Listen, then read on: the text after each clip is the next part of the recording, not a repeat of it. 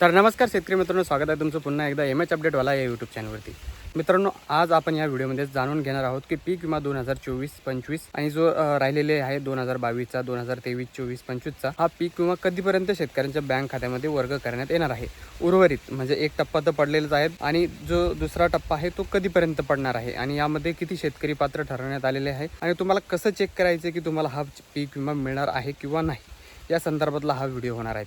भरपूर साऱ्या व्हिडिओच्या माध्यमातून तुम्हाला सांगण्यात येत आहे की दुसरा टप्पा जो आहे सुरू करण्यात आलेला आहे वगैरे वगैरे, पण असं काही आणखी झालेलं नाही आहे. दुसरा टप्पा सुरू होण्यात आणखीन वेळ आहे. तो टप्पा कधी सुरू होणार आहे या संदर्भातलं अपडेट सुद्धा आपल्याकडे आलेलं आहे. तर आपण या व्हिडिओच्या माध्यमातून ते अपडेट सुद्धा तुम्हाला सांगण्यात जाईल. आणि मित्रांनो, तुम्हाला माहितच असेल की जो पहिला टप्पा वितरण करण्यात आलेला होता त्यामध्ये सर्व शेतकऱ्यांच्या बँक खात्यामध्ये डायरेक्ट अमाऊंट ट्रान्सफर करण्यात आलेली होती. म्हणजेच तुम्हाला कुठेही जाण्याची गरज नाही, कुठं हे करायची गरज नव्हती.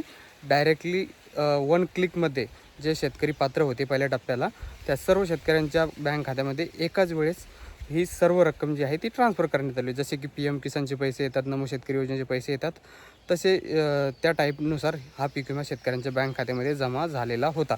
तसाच जो दुसरा टप्पा आहे तो सुद्धा तसाच शेतकऱ्यांच्या बँक खात्यामध्ये जमा होणार आहे.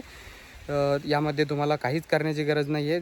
जेव्हा तारीख फिक्स होईल त्या तारखेला तुम्हाला डायरेक्टली शेतकऱ्यांच्या बँक खात्यामध्ये डायरेक्टली हा पीक विमा जो आहे मिळणार आहे. यामध्ये भरपूर यूट्यूबवाले काय करत आहेत की शेतकऱ्यांना रॉंग इन्फॉर्मेशन इथं देत आहेत. मित्रांनो, दुसरा टप्पा आणखी त्यासाठी वेळ आहे. दुसरा टप्पा लवकरात लवकर सुरू होणार आहे, पण त्यासाठी आणखी 1 महिना तरी वेळ आहे किंवा 15 ते 20 दिवस लागू शकतात. कारण की जो पहिला टप्पा आहे त्यामध्ये निधी हा भरपूर वितरित करण्यात आलेला होता आणि दुसरा टप्पा आहे त्यामध्ये पण भरपूर निधी हा लागणार आहे. शेतकरी आणखीन पण माझ्या अंदाजानुसार 96 लाख शेतकरी यामध्ये पात्र आहेत आणि त्यांना हा निधी पूर्ण सध्या जे नमो शेतकरी योजनेचे पैसे बाकी, त्यामुळे हा निधी थोडा लेट होऊ शकतो.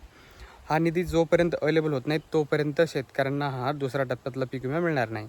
आणि तुम्हाला माहीतच असेल की एका वर्षामध्ये असे 3 टप्पे होणार आहे. 3 टप्प्यात हा पीक विमा शेतकऱ्यांच्या बँक खात्यामध्ये मिळणार. इथून पुढं दरवर्षी तुम्हाला असंच पीक विमा मिळणार.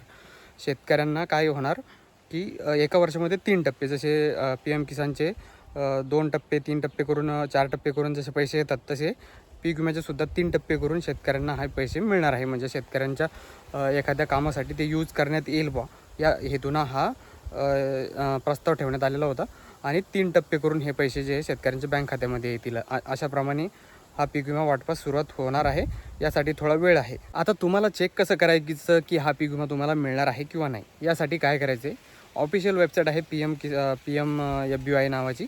त्या वेबसाईटवरती तुम्हाला जायचं आहे. वेबसाईटवरती गेल्याच्यानंतर तुम्ही 2022 असेल, 23 असेल, 24 असेल पीक विमा भरलेलाच असेल, त्याची तुम्हाला पावतीसुद्धा मिळालेली असेल. तर ती पावती तिथं तो नंबर एक असतो पावतीवरती, तो नंबर तुम्हाला शोधायचा आहे आणि त्या नंबरवरती जाऊन तुम्ही तिथं ॲप्लिकेशन स्टेटस किंवा फार्मर कॉर्नरवरती जायचं आहे तुम्हाला. फार्मर कॉर्नरवरती गेल्याच्यानंतर तुम्हाला तिथं एक आधार कार्ड आणि मोबाईल नंबर हे दोन्ही तुमच्याजवळ असलेले पाहिजे. त्यावरती OTP सुद्धा जातो. OTP टाकल्याच्यानंतर तुम्हाला पुढची प्रोसेस करायची, आधार नंबर टाकायचा आहे आणि पुढचं तुम्हाला क्लेम वगैरे किती आहे हे सगळं तुम्हाला तिथं बघायला मिळेल. तुम्ही कोणत्या वर्षी किती पीक विमा भरला होता, कोणत्या पिकाचा भरला होता, हे सगळं डिटेल तुम्हाला तिथं बघायला मिळेल.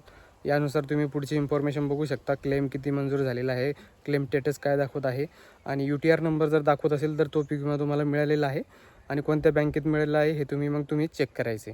कारण की मागच्या वेळेस जे पैसे आलेले जे शेतकऱ्यांचे हे आधार सीडिंगवर कमी आलेले आहेत आणि ज्या बँक अकाउंट आपण दिलेले होते त्या बँक अकाउंटवरती हे पैसे गेलेले आहेत. त्यामुळे आपण चेक करून घ्यायचं आहे की जे बँक सीडिंगवाला अकाउंट आहे त्यामध्ये कधी हे पैसे येत नाहीत. जो आपण पीक विमा भरताना जे अकाउंट दिलेलं असतं त्याच्यावरती पैसे जातात. त्याच्यामुळे चेक करायचं. तिथे UTR नंबर जर अवेलेबल असेल तर तुम्ही चेक करून घ्यायचं की कोणत्या बँक अकाउंटमध्ये हे पैसे गेलेले आहेत. आणि अशा पद्धतीने हा पीक विमा तुम्हाला चेक करता जातो की आपलं दुसऱ्या टप्प्यामध्ये नाव येणार आहे किंवा नाही. इथं तुम्ही चेक करू शकता, स्टेटस पण चेक करू शकता. तिथं अमाऊंट पण दाखवेल, किती अमाऊंट येणार आहे वगैरे, कोणत्या पिकाला किती मंजूर झालेलं आहे हे सगळं तुम्हाला तिथं दाखवण्यात येईल. अशा पद्धतीने चेक करू शकता. आणि या संदर्भात आणखी जर नवीन अपडेट आली, तारीख फिक्स झाली, तर तुम्हाला लवकरात लवकर एक मेसेज देण्यात येईल आणि आपल्या यूट्यूब चॅनलवरती अशीच खरी माहिती तुम्हाला भविष्यात पण बघायला मिळेल. तर चॅनल नवीन आला असेल तर चॅनलला सबस्क्राईब करून घ्या. जय शिवराज, जय महाराष्ट्र.